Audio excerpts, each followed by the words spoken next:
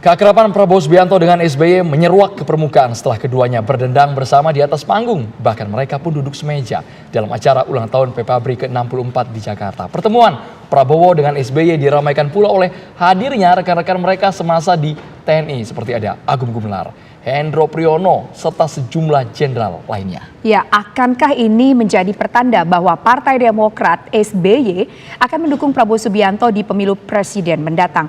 Ataukah sebaliknya pemirsa, Demokrat akan menjatuhkan pilihannya ke Ganjar Pranowo? Sebab Ketua Umum Partai Demokrat Agus Harimurti Yudhoyono beberapa kali telah bertemu dengan Puan Maharani, Ketua DPP PDIP. Untuk membahasnya saat ini telah bergabung bersama kami ada 3 orang narasumber. Ada Ketua DPP Partai Demokrat yaitu ada Pak Herman Hairon, kemudian juga ada pakar politik yang hadir ke studio kami, ada Bang Muhammad Kodari, dan juga ada pakar komunikasi politik Prof. Karim Suryadi. Pertama saya mau ke Demokrat dulu. Jadi sebenarnya Demokrat nih mendukung Prabowo Subianto atau Ganjar sih, Pak Heron?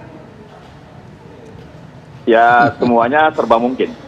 Karena kan proses pembicaraan politik sedang berlangsung dan kami sadar bahwa sebagai partai yang ditinggalkan oleh koalisi dan capresnya, kami masih sendiri.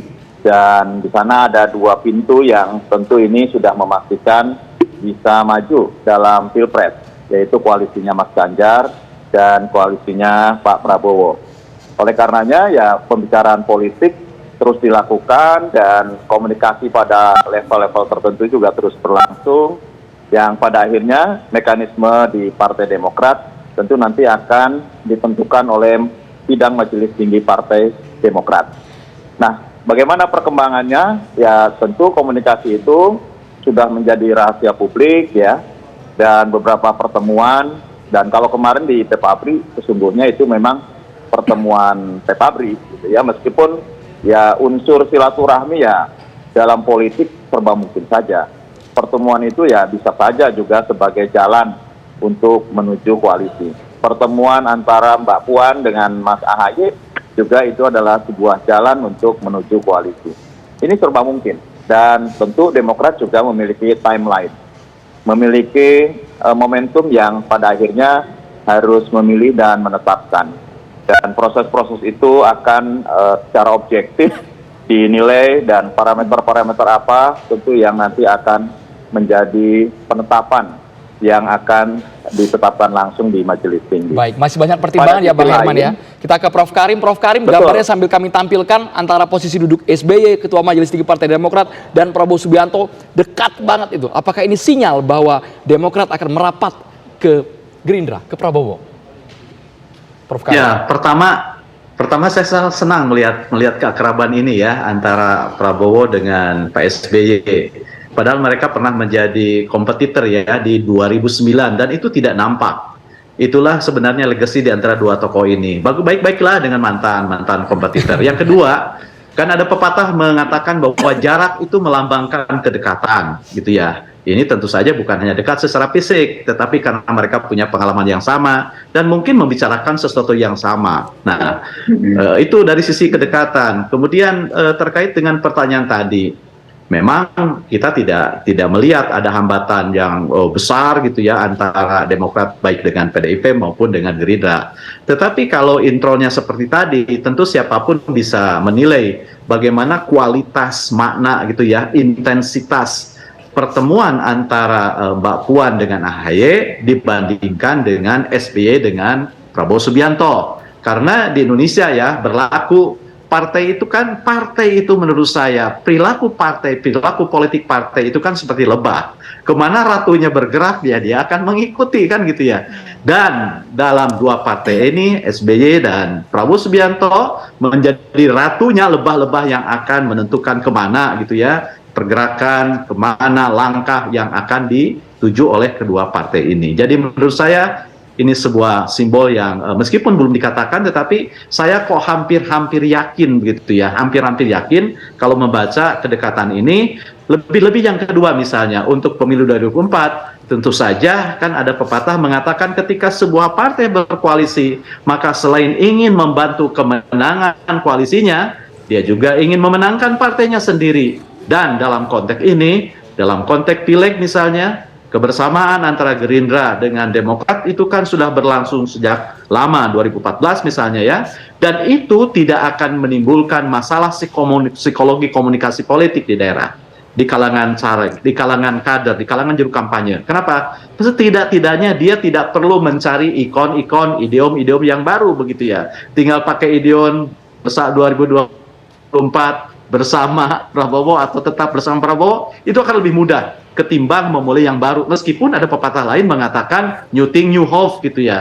Tapi saya coba-coba dalam politik sudah waktu mepet seperti ini, butuh usaha yang lebih keras untuk membuat jalannya komunikasi itu dilumasi dengan baik gitu ya. Jadi ada faktor psikologi politik, kemudian ada faktor kesamaan sejarah, kemudian ada faktor kedekatan gitu ya, dan kemudian ada faktor kedekatan antar ikon dua partai ini. Jadi menurut saya itu sudah merupakan tanda-tanda, saya tidak meramal, tapi saya membaca berdasarkan tanda-tanda itu, yang menurut saya kecenderungannya tidak jauh seperti yang tampil dalam gambar ini.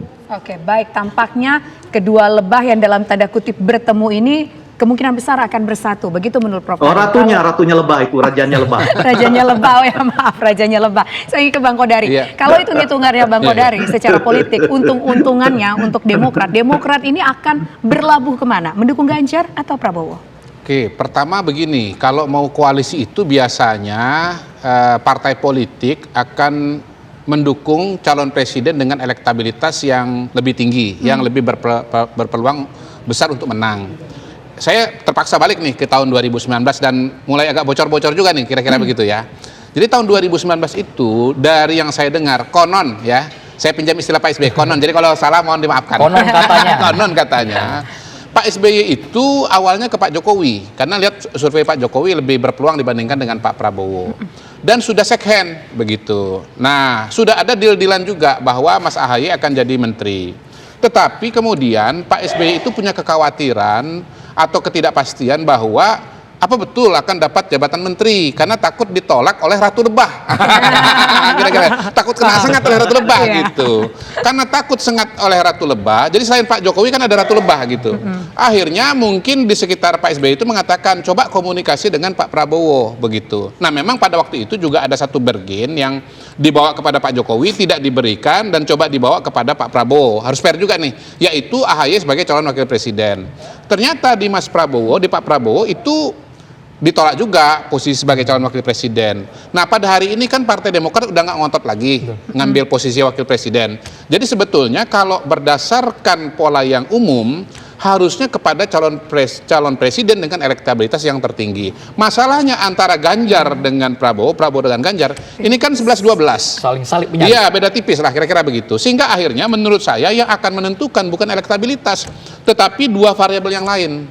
Pertama itu adalah personal akses, ya. SBY dengan Bu Mega udah ketemu belum? Belum. Ya. SBY dengan Prabowo udah ketemu belum? Udah 2 kali. Nah, yang pertama datang langsung ke Pacitan, kampung halamannya Pak SBY, kehormatan nggak tuh didatangin? Kehormatan, ya kan? Yang kedua di acara Pepabri kemarin gitu. SBY udah ketemu dulu dengan Bu Mega? Belum. Jadi secara personal menurut saya ya memang hubungan atau SBY dengan Prabowo ini 2 langkah di depan hubungan SBY dengan Megawati gitu. Yang kedua saya tambahkan, yang namanya Ratu Lebah itu adalah SBY dan Megawati dan Prabowo, bukan AHY dan Puan Maharani. Mohon maaf gitu. Jadi walaupun ada pertemuan AHY dengan Puan Maharani, menurut saya itu diplomasi second tier gitu. First tiernya itu adalah SBY dengan Megawati dan itu belum terjadi. Nah, yang terakhir soal political bargain atau deal-dealan yang saya dengar kemarin dari sekjennya PDI Perjuangan mengatakan Demokrat deklarasi dulu baru ketemu. Deklarasi dulu baru ketemu. Jadi ada syarat untuk sampai kepada term and condition, yaitu ketemu dulu, deklarasi dulu. Nah, kalau hemat saya ini mungkin agak berat bagi Demokrat gitu loh. Jadi seolah-olah wah kita masa deklarasi dulu tapi belum ada kesepakatan gitu. Ya susah kan gitu kan. Nah, mungkin di luar ya pertemuan di Cililitan, di Pacitan, di luar pertemuan di acara Pepabri, jangan-jangan sudah ada pertemuan antara SBY dengan Pak Prabowo untuk ngomong ya katakanlah ya bergen politiknya seperti apa mengenai pemerintahan ke depan. Bang Herman harus tanggapi dulu Iya. nih. Syarat dan ketentuan sepertinya lampu hijaunya untuk Prabowo Subianto, Bang Herman Hairon, ini versi para pengamat. Ya, pengamat itu kan bebas berbicara gitu. tentu dengan berbagai asumsi-asumsinya ya kami hargailah, kami hormati. Namun demikian ya secara objektif tentu Partai Demokrat juga memastikan masih tetap dalam bingkai dua pilihan gitu. Dan terus tentu komunikasi politik yang dijalin dalam rangka menyatukan kohesi gitu ya. Dan kita juga harus mencair karena koalisi adalah syarat utamanya mencair. Kalau nggak mencair bagaimana bisa berkoalisi? Oleh karenanya kan komunikasi politiknya harus intens dan tentu dalam komunikasi politik dibicarakan berbagai nilai-nilai kebangsaan. Bagaimana nanti ke depan cara mensejahterakan rakyat, bagaimana meningkatkan pembangunan, bagaimana meningkatkan pendapatan masyarakat. Ini yang tentu menjadi idealisme di dalam politik. Nah, oleh karenanya bukan hanya sekedar tentu duduk bareng dan pada akhirnya second untuk bisa sama-sama berkoalisi, tetapi ada nilai-nilai yang terus dibangun. Nah, sampai saat ini ya tentu dua-duanya masih dalam kajian yang lebih mendalam gitu ya, karena kami juga sadar bahwa sebagai partai yang sekarang berada di luar koalisi Pak Prabowo dan koalisinya Mas Ganjar, tentu juga bagaimana sambutan dari tuan rumah. Diibaratkan kita akan masuk pintu, ada dua pintu gitu ya. Mana yang kita tidak perlu ketok pintu tetapi sudah membuka pintu. Kemudian di dalam ruangan tersebut sudah ada penghuninya. Bagaimana juga dengan penghuni-penghuni lainnya? Apakah juga memberikan sambutan baik atau tidak kepada kami? Kalau penghuni yang mendukung Ganjar Pranowo sudah memberikan sambutan baik, tidak terlepas sudah bertemu antara AHY dan juga Puan Maharani. Tapi kan sang rajanya, yang kingmakernya, raja lebahnya itu kan belum bertemu sampai sekarang. Nah, itu udah ada sambutan, udah ada tanda-tanda nggak, Pak Hairon? Ya kan tadi saya katakan ada penghuninya dan kemudian ada tuan rumahnya. Nah, tuan rumahnya ya yang satu tadi sudah disampaikan ketemu meskipun dalam momentum PPABRI gitu ya. Nah, yang satunya ya sedang ada upaya. Tentu ada timeline yang ini juga secara objektif nanti akan menjadi momentum pengambilan keputusan Bang Herman Hairon di Partai Demokrat. Bang Herman Hairon, kok nggak yang pasti-pasti aja, yang sudah buka pintu lebar-lebar 2 kali pertemuan, kok nggak langsung diambil, nggak langsung deal? Sesaat lagi ditanggapi hanya di Kabar Petang pemirsa. Ya kan tadi sudah disampaikan.